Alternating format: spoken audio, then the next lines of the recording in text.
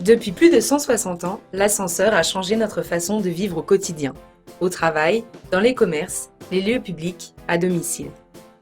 En France, ce sont plus de 530 000 équipements qui consomment environ 2 TWh par an.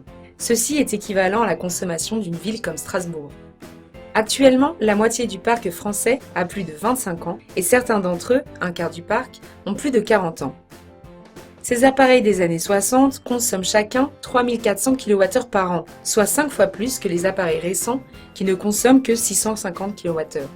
À l'heure où la sobriété énergétique est indispensable, il est donc important de minimiser la consommation de ces vieux appareils. Comment ? Les besoins énergétiques des ascenseurs ont 3 origines à proportions sensiblement identiques.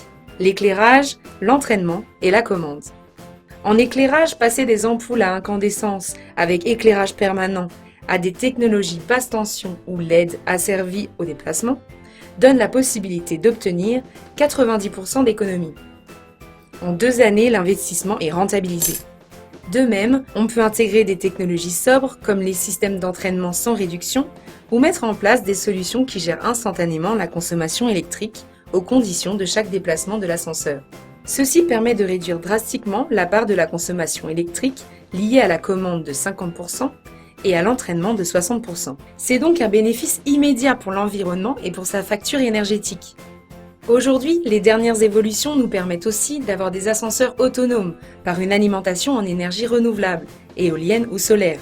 Tout est alors disponible pour accompagner la rénovation progressive des ascenseurs, réduire leur consommation énergétique et innover durablement afin d'améliorer la qualité de vie des résidents.